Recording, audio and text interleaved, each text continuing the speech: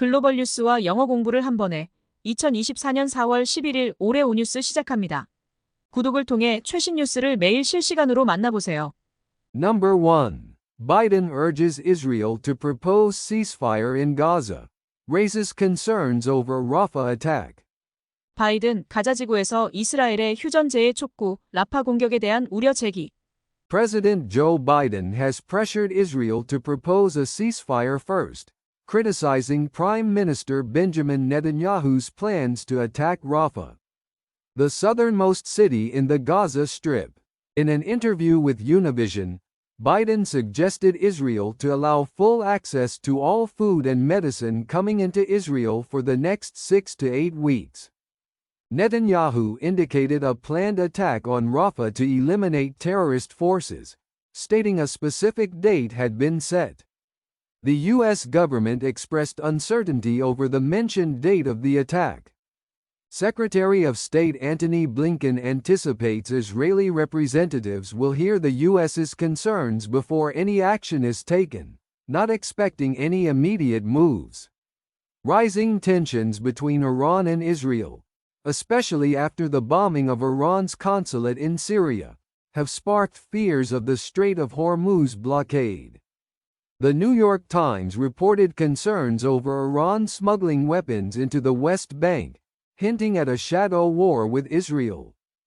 조 바이든 미국 대통령이 이스라엘에게 먼저 휴전을 제의할 것을 압박하며 가자지구 최남단 도시 라파에 대한 베냐민 네타냐후 총리의 공격 계획을 비판했습니다. 유니비전과의 인터뷰에서 바이든 대통령은 이스라엘이 다음 6주에서 8주 동안 이스라엘로 들어오는 모든 식량과 의약품에 대한 완전한 접근을 허용해야 한다고 제안했습니다.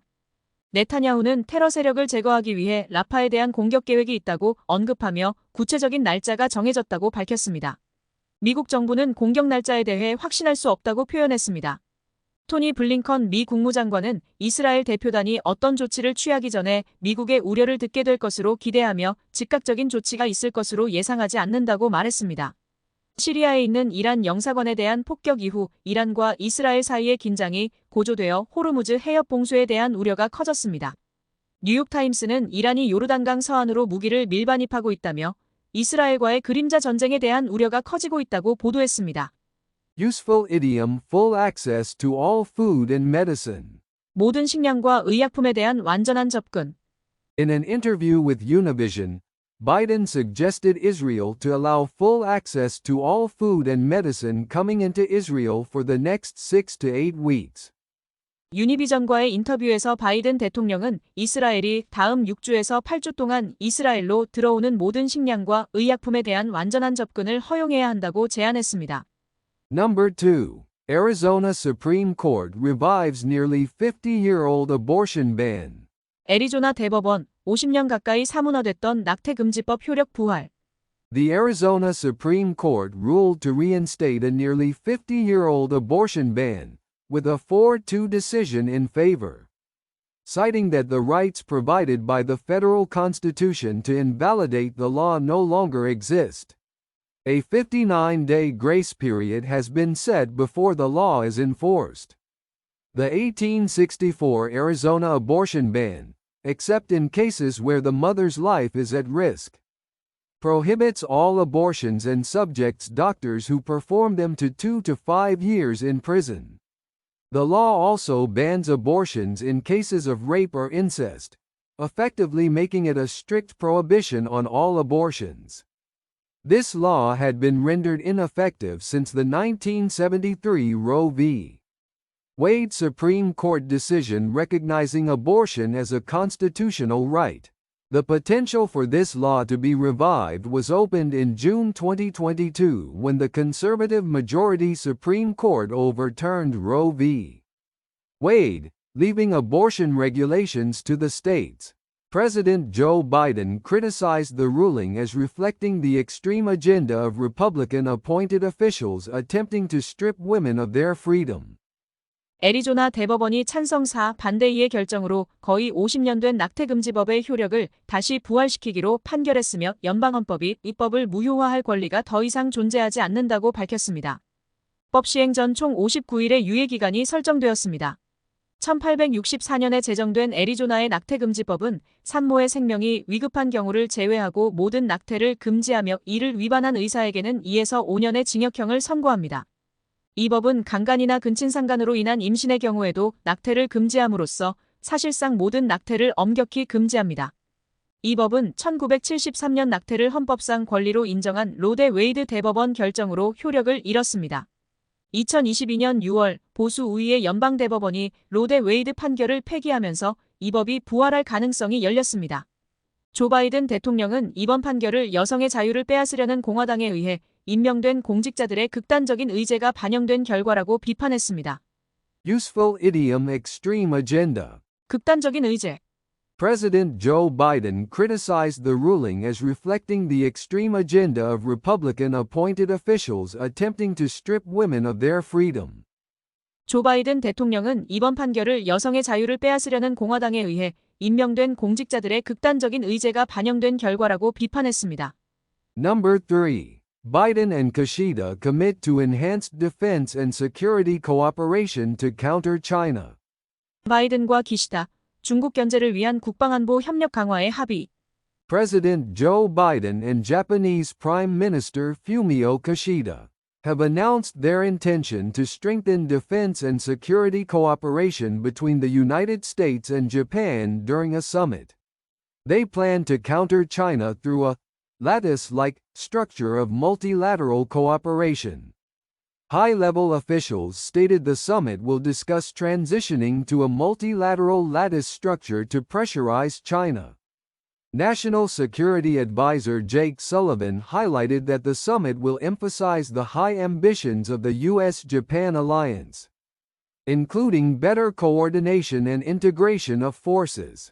Sullivan also noted potential synergy on a trilateral basis with South Korea, in terms of technology, industry, and economic capabilities.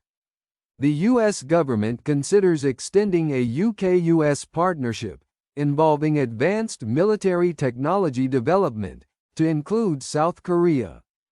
During Kishida's state visit, the Bidens warmly welcomed him and his wife, presenting gifts highlighting American and Japanese-American connections.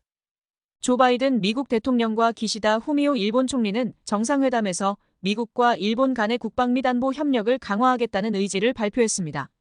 이들은 소다자 협력체를 통한 격자형 구조로 중국에 대응할 계획입니다.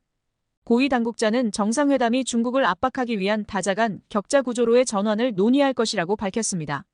제이크 설리번 국가안보보좌관은 정상회담이 미일 동맹의 높은 야망을 부각할 것이라고 강조하며 더 나은 조율과 통합을 포함한 국방 및 방위 협력 강화 조치를 발표할 것이라고 말했습니다. 설리번 보좌관은 또한 기술, 산업, 경제 역량 등에서 한미일 간의 시너지가 있을 것으로 기대한다고 언급했습니다. 미국 정부는 첨단 군사기술 개발에 관한 오커스 파트너십을 한국으로 확장하는 것을 고려하고 있습니다. 기시다 총리의 국빈 방문 동안 바이든 내외는 그와 그의 부인을 따뜻하게 맞이하고 미국과 일본계 미국인의 연결고리를 강조하는 선물을 전달했습니다. Useful idiom lattice-like structure. 격자형 구조. They plan to counter China through a lattice-like structure of multilateral cooperation. 이들은 소다자 협력체를 통한 격자형 구조로 중국에 대응할 계획입니다. Number 4. Florida emerges as a new tech and financial hub. 플로리다, 새로운 테크 및 금융 허브로 부상. Companies from big tech to startups and financial firms are flocking to Florida. Attracted by its mild climate and tax-friendly environment for businesses and high-income earners.